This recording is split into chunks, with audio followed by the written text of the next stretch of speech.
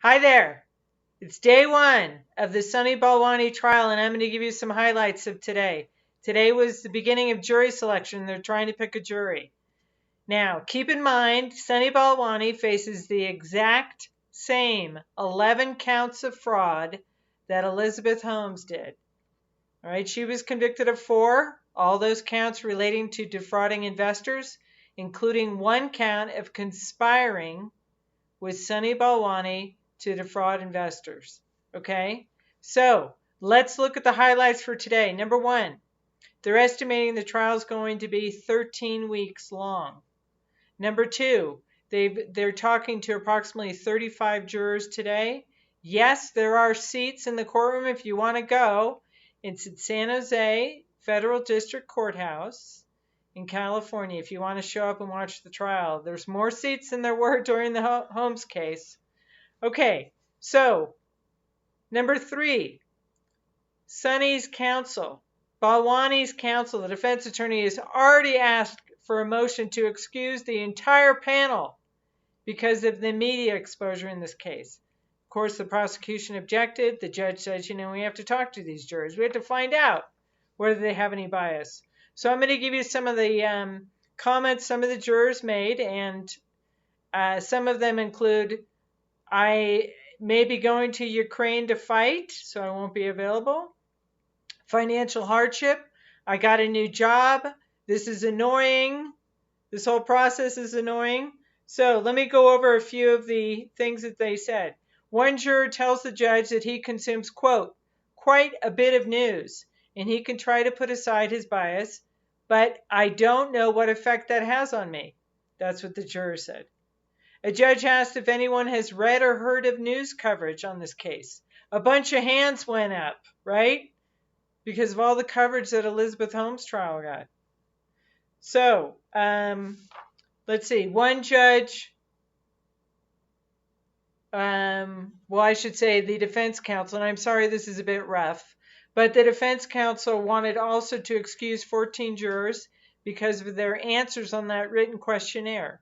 The written questionnaire that they give jurors ahead of time, and then the lawyers stand up and ask questions if they have any concerns regarding those questions. So the defense attorney is already looking like they want to excuse 14 jurors on the basis of bias. I don't know what kind of bias that could be, but we may find that out.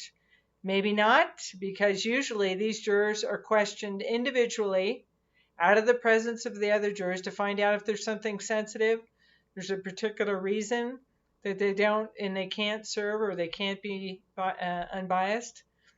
So anyway, there's 14 that are sitting in the questionable land of whether they're going to be serving. Let's see. There was also a fire outside the courtroom next door. Didn't stop the proceedings, but anyway, what a crazy day. And then there was another juror who said he's annoyed that he's being called for jury service, and he may, quote, be a menace during jury service. He says it's the 3rd time he's been called. Oh, this is terrible. And he just started a new job and he needs to move. Come on. This is terrible for this juror. The judge, although, judge has to do what the judge does, and I don't think the judge is going to excuse this juror until they show that there's because the question is whether or not the juror has any bias. It's not whether or not it's inconvenient, right? As bad, unfortunate as circumstances seems, okay? And then there are 3 other potential jurors who have family members or are themselves involved in the healthcare industry. And one of them said that, quote, I do feel a sense of betrayal when services aren't provided as promised. Okay, there's a juror that you might want to ask questions, follow-up questions on to find out whether they can set that aside and be fair and impartial.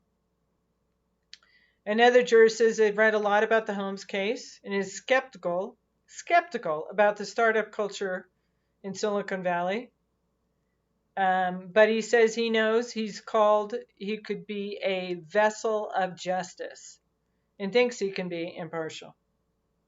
Another juror said that she or he had read a lot about the Holmes trial and doesn't know if they can be unbiased because they were in the military and they hold people in powerful positions to a higher standard.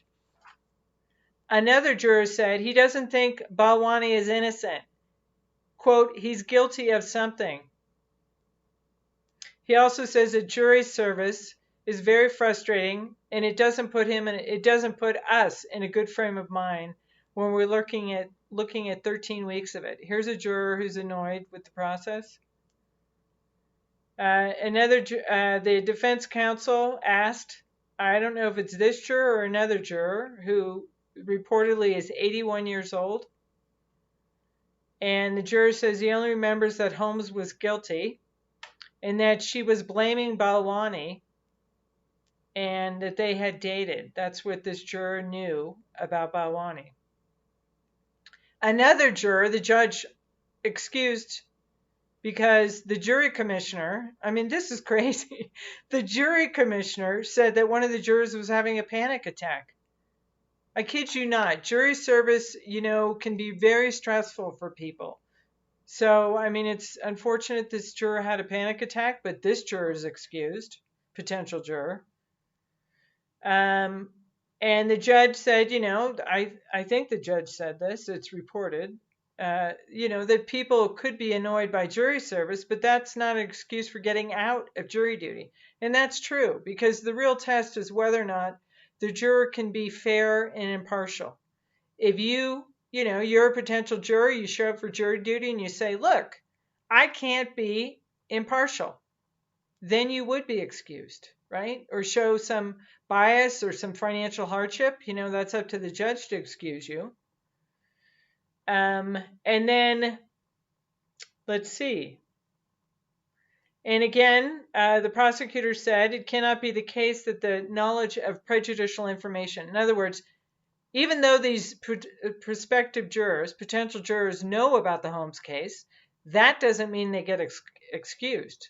Again, it goes back to whether or not these individual jurors can be fair and impartial. Can they be impartial?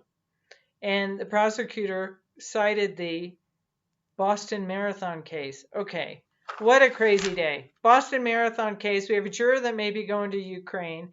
We have jurors that are annoyed. We have a fire next door. We have another juror has a panic attack. And that's how this case gets started? Holy moly. This is going to be an interesting case, right? So, stay tuned. I hope to provide Balwani updates as I go. And so please leave a comment, subscribe. If you have any topics that you're interested in me taking a look at, do let me know. Please do comment, leave your questions, subscribe, share, watch. Thank you very much. Thanks for watching.